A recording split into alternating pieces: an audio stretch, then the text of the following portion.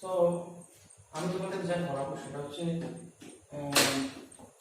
ত্রিকোণমিতি টোটাল তোমার ওয়েস্ট বেঙ্গল বোর্ডে যা আছে 10th স্ট্যান্ডার্ড ত্রিকোণমিতি সব করো, ঠিক আছে। এবার ত্রিকোণমিতি এটা তো ইন্ট্রোডাকশন ক্লাস, তাই তোমাদের আগে ত্রিকোণমিতি সম্পর্কে পরিচয় করাতে হবে, ঠিক আছে। তো দেখো আমি তোমাদের বোঝানোর চেষ্টা করছি, আশা করি তোমাদের এটা কাজেই লাগবে, ঠিক আছে। তো দেখো সর্বপ্রথম তোমাদের ত্রিকোণমিতি কনসেপ্ট যদি ক্লিয়ার করতে হয় তাহলে তোমাকে একটা সমকোণী ত্রিভুজ তার সম্পর্কে সবকিছু জানতে হবে, মানে সমকোণী ত্রিভুজটাকে চিনতে হবে। তাহলে সমকোণী ত্রিভুজের এখানে কি হয়, সমকোণী ত্রিভুজ এটা 90 ডিগ্রি হয়, এটা সবাই জানে। আর এমন কি, আর এটাকে কি আমরা বলি, এটাকে আমরা বলি অতিভুজ, এটাকে বলি আমরা অতিভুজ। এবার যদি তোমাকে জিজ্ঞেস করি বলো তো লম্ব কোণটা ভূমি কোণটা, একজন উত্তর দেবে স্যার এটা ভূমি এটা লম্ব, ঠিক আছে। আর চোখ কোথায় গেল, আর একজন দিলাম কারেন্ট শর্ট খেয়ে হতে এসছে, ঠিক আছে। এই উত্তর দিয়ে দিতে বললো এই বল লম্ব কোণটা ভূমি কোণটা, স্যার এটা লম্ব এটা ভূমি। হ্যাঁ, তাহলে এরকম যদি আমি জিজ্ঞেস করতে থাকি তাহলে একজন উত্তর দেবে। এবার আমি কাউকে ভুল বলতে পারবো না, বুঝলে, কাউকে ভুল বলতে পারবো না, কারণ হচ্ছে তোমাদের কনসেপ্ট ক্লিয়ার, এই তোমরা যা বলবে তাই মেনে নিতে হবে।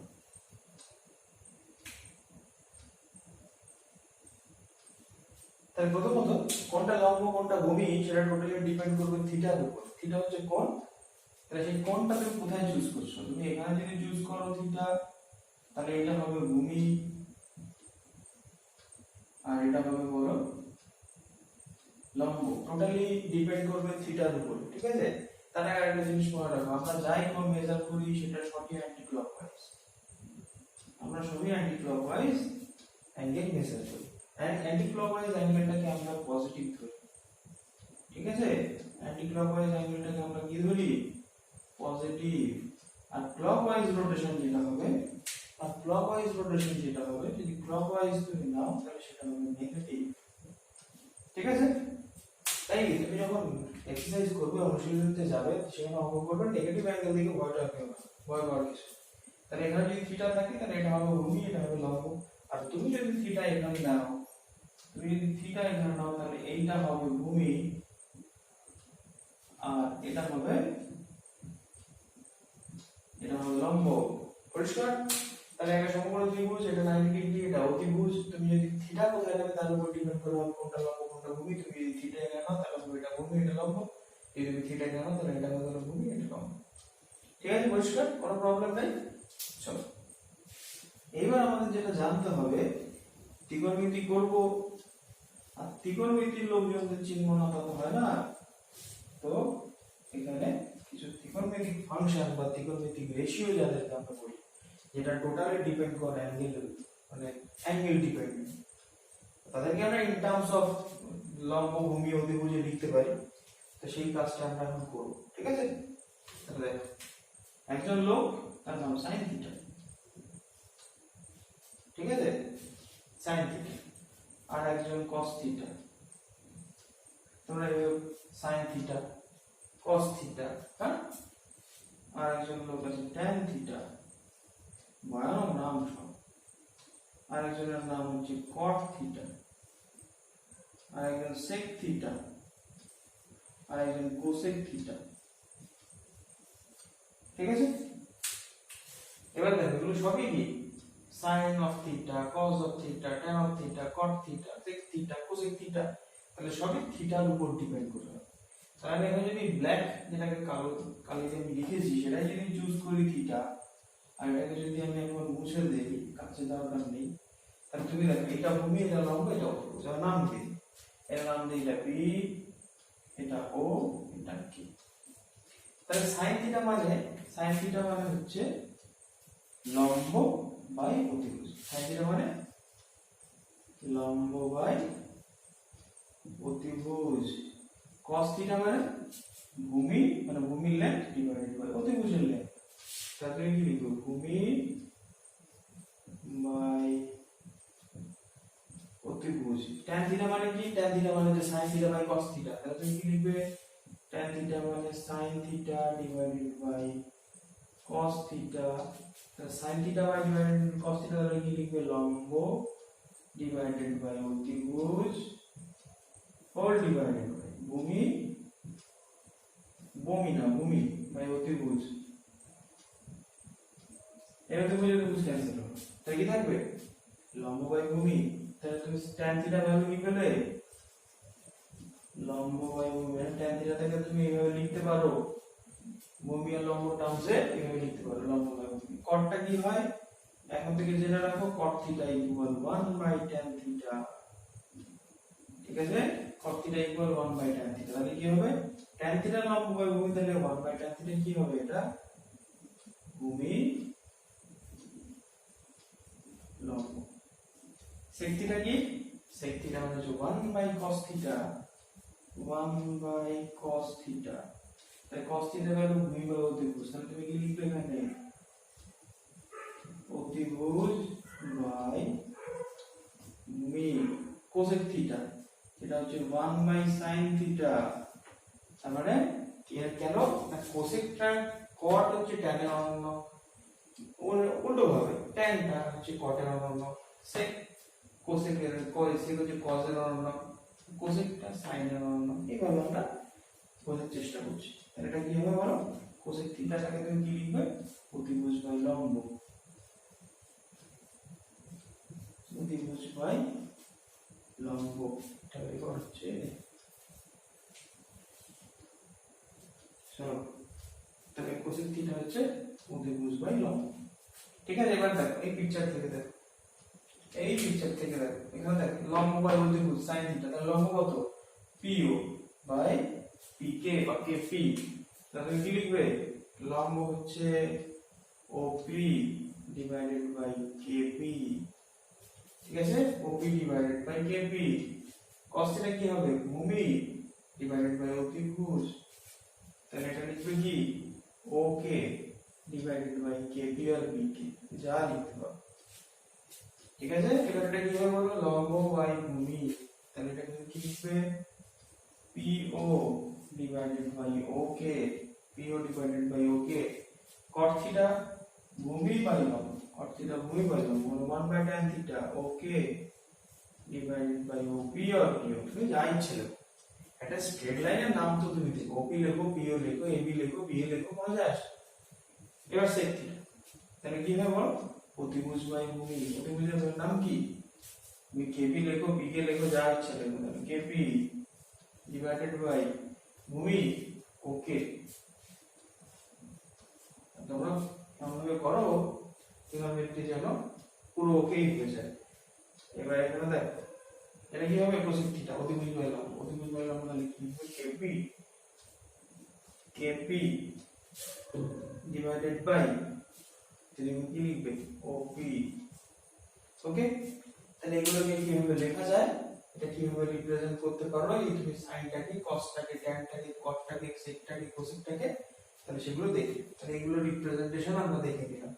তাহলে এটা তুমি যদি সমকোণী ত্রিভুজ থাকে তুমি যদি থিটাটা পার্টিকুলার কোথায় আছে সেটা যদি জানো তাহলে সেটাকে তুমি লম্ব ভূমি অতিভুজটা খুঁজে পাবে। তাহলে সেটাকে তুমি sin cos tan cot sec cosec কিভাবে লিখতে পারো সেটা তুমি দেখবে। ঠিক আছে আমি তোমাকে যে বলি ভূমি বাই লম্ব তার মানে এইটুকু তোমাদের বোঝার ক্ষমতা আছে লম্ব মানে এইটুকু ডিসটেন্স ভূমি মানে এইটুকু ডিসটেন্স অতিভুজ মানে এইটুকু ডিসটেন্স। পরিষ্কার বুঝলে ঠিক বুঝতে পারলে। তাহলে এবার এখান থেকে এবার দেখি দেখো তোমরা একটা জিনিস দেখলে যে এখান থেকে যে sin cos tan cot sec cosec এগুলো সব থিটা। তুমি যদি থিটার ভ্যালু জানো তাহলে তো এটা তুমি করতে পারবে। তাই পার্টিকুলারলি তুমি এখানে কি করবে যে পার্টিকুলার একটা থিটার জন্য এগুলোর ভ্যালু জানতে হবে। তো চলো সেই কাজটাকে আমরা করলেই হবে। তারপরে আমরা আরেকটু কিছু আলোচনা তো এখানে আমরা লিখবো sin থিটা এটা হবে cos থিটা এটা tan থিটা তাহলে কোসেক থিটা, এটা লিখবো সেক থিটা, এটা লিখবো কট থিটা। ঠিক আছে, বেরিয়ে যায়নি তো ওডের বাইরে। ওকে, ঠিক আছে। তাহলে সাইন থিটা, আর এখানে আমরা নেব থিটা। ঠিক আছে, এদিকে থিটা নেব। থিটাটাকে কি লিখবো বলো? 0 ডিগ্রি, আর লিখবো 30 degree, 45 degree, 60 degree and 90 degree. Okay, যেটা যেটা 0 তাকে তুমি 0 হিসাবে ট্রিট করে রাখো, যেটা 30 তাকে তুমি লিখো π/6। এগুলো সব সেকেন্ড লেকচারে বুঝতে পারবে। π/6 কি, π/4 টা কোথা থেকে আসলো, 45 মানে π/4, 60 মানে π/3, 90 মানে π/2। এগুলো কোথা থেকে এসে এখানে হাজির হলো সেগুলো তুমি সেকেন্ড লেকচারে বুঝতে পারবে। তো আমরা কোণের কিভাবে অ্যাঙ্গেল মেজার করতে হয়, কনসেপ্টটা কি, ঠিক আছে, সেটা আমরা বুঝবো। তো আমাদের এগুলো ভ্যালুটাকে আমাদের তৈরি করতে হবে, তো তাড়াতাড়ি করতে হবে।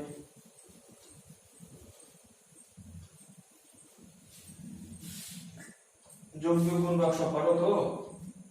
তাহলে দেখো, লেখো এই ছোটবেলায় যেমন লিখতে 1 2 3 করলে 0 1 2 3 4, আর এগুলো সবগুলোকে 4 দিয়ে ডিভাইড করো, দাও ডিভাইড করে এটা ট্রিক একটা মনে রাখো। ঠিক আছে, এটাকে রুট করে দাও প্রত্যেকটা, একদম ইজি, খুব তাড়াতাড়ি।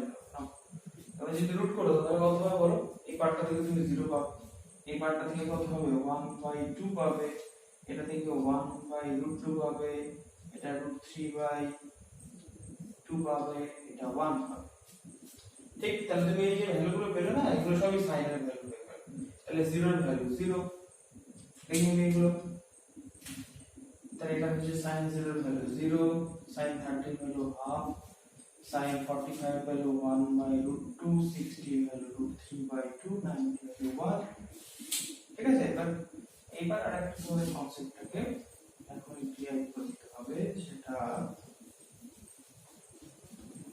দেখো, cos থিটাকে আমরা কি লিখতে পারি? cos থিটা সেটা হচ্ছে sin 90 ডিগ্রি মাইনাস থিটা, এটাকে আমরা লিখতে পারি। তাহলে তুমি যদি cos 0 এর ভ্যালু জানতে চাও তাহলে থিটার জায়গায় 0 বসাও, cos 0 ডিগ্রি তাহলে কি হবে? sin 90 degree minus 0 degree. তাহলে cos 0 ডিগ্রির যা ভ্যালু হবে sin 90 ডিগ্রি তাই ভ্যালু হবে। তাহলে cos 0 ডিগ্রি যা ভ্যালু sin 90 ডিগ্রি ভ্যালু তাই, তাহলে 1। ঠিক আছে, একই ভাবে তুমি যদি এবার এখান থেকে বলো যে cos 30 ডিগ্রি বের করবে, তাহলে এখানে তুমি যদি 30 ডিগ্রি লেখো তাহলে কি লিখবে? থিটার জায়গায় 30 বসাও, তাহলে এখানে তুমি 30 ডিগ্রি লেখো, তাহলে কত হবে বলো? cos 30 যা ভ্যালু সেটা sin 60 তাই ভ্যালু, sin 60 তাই ভ্যালু। ঠিক আছে, তাহলে এইভাবে যদি আমি চুজ করি তাহলে ভাবো তোমরা এটা ক্যালকুলেশন করবে, এইভাবেই ক্যালকুলেশনটা আসে এখান থেকে। তাহলে cos এর ভ্যালু কত? তুমি এখান থেকে কি পেলে?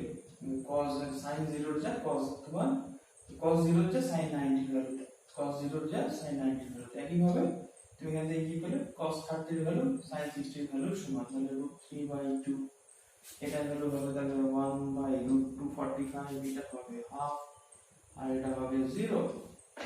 ঠিক আছে, tan মানে sin বাই cos, তাহলে sin এর যা ভ্যালু ডিভাইডেড বাই cos এর ভ্যালু করে দেবে, তাহলে sin 0/1 তার মানে 0, এটা 1/2 ডিভাইডেড বাই √3/2, তাহলে কত হবে? 1/2 ডিভাইডেড বাই √3/2, 2 টু ক্যান্সেল হলে 1/√3, এটা কত হবে? 1/√2 ডিভাইডেড বাই 1/√2 সেটা হচ্ছে 1, এটা কত হবে? √3/2 ডিভাইডেড বাই 2, 1/2, তাহলে 2 টু ক্যান্সেল হলে হবে √3, আর 1/0 এটা নট ডিফাইন্ড, এটা ভ্যালু পাবো না। কোসেক হচ্ছে 1/sin, কোসেক 1/sin, তাহলে 1/0, 1/0 মানে এটা নট ডিফাইন্ড, কারণ 1/0 এর ভ্যালু আমরা পাবো না। ঠিক আছে, এর ভ্যালুটাকে নট ডিফাইন্ড, এর কেন আমরা ভ্যালু লিখতে পারবো না? কারণ 0টাকে কেউ 0.0000 করে মিলিয়নস বিলিয়নস খানা 0 লিখে দেওয়ার পরে 1 2 কিছু একটা নাম্বার দিতেই পারে, তো এটা কোনো ডিফাইন্ড না, অন্য কিছু লিখতে পারে। তাই আমরা যদি 0 দিয়ে ডিভাইড থাকে তাহলে ডিনোমিনেটরে যদি 0 থাকে তাহলে তার আমরা ভ্যালু ঠিকঠাক লিখতে পারবো না, নট ডিভাইড।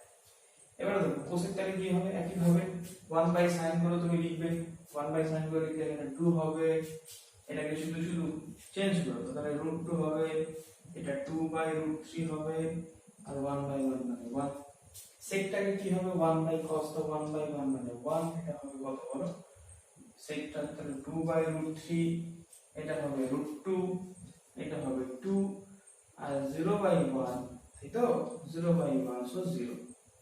cot কি হবে 1 by tan, so 1 by 1 is 1, and তোমার হচ্ছে সরি 1 বাই tan তো 0, সো 1 বাই 0 ইজ 0, আর এটা হবে √3, এটা 1 বাই 1 ইজ 1, 1 বাই √3, আর 1 বাই 0, এটা হচ্ছে তুমি এটা cos মানে cos বাই sin, cot মানে cos বাই sin, তাহলে হচ্ছে তুমি এটা কত হবে, এটা ইনফিনিটি না cos, তো এটা হচ্ছে cos বাই sin, এটা 0 বাই 1 তো 0 হবে, আর এটা হচ্ছে তোমার cos বাই sin, এটা নট ডিফাইন্ড হবে, এটা নট ডিফাইন্ড, ঠিক আছে বুঝতে পারলে।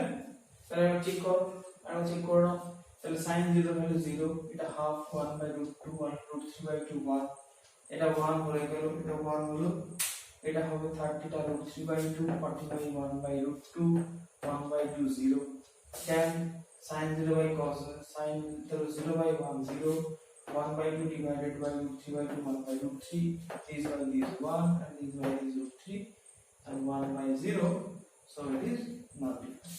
Cosec 1 by sin, so 1 by 0 not defined. 1 by 1 by 2, so 2, it is √2, and it is 2 by √3, it is 1. And this is 1, sec theta. Sec theta হবে বলো 1 by cos 1 by 1 is 1. এটাকে শুধু reverse করো তাহলে 2 by √3, 1 by তো 1 মানে এটা কি করো, রোটেট করো। এটা হচ্ছে 2, এটা হবে বলতে √2, এটা হবে 2, এটা হয়ে গেল, এটা কত হয়ে যাবে বলো, cos, তো তাহলে cos যদি হয় 1 বাই, এইটাকে ক্রস চেকে গুণ করেছে, তাহলে cos মানে হচ্ছে দেখো এই sec মানে 1 বাই cos, তাহলে 1 বাই 0, তাহলে এই ভ্যালুটা হচ্ছে নট, ঠিক আছে। এইভাবে মানে cot কি হবে, cot দেখো, cot মানে হচ্ছে 1 বাই tan, তাহলে 1 বাই 0 দিই, সেটা হচ্ছে √3, এটা হচ্ছে 1, আর 1 বাই √3, এটা হচ্ছে 1 বাই ইনফিনিটি, এটা 0।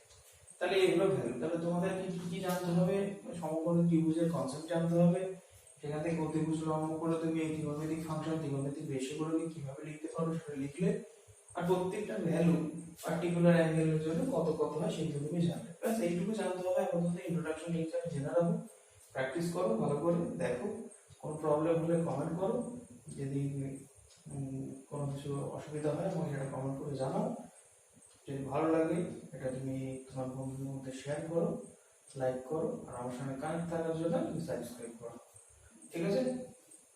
দেখো এরপরে তোমাদের আমি পার্টে যত এখানে ক্লাস 10 এর ত্রিকোণমিতি যা আছে, হাইট, ডিসটেন্স সব করে দেবো, ওকে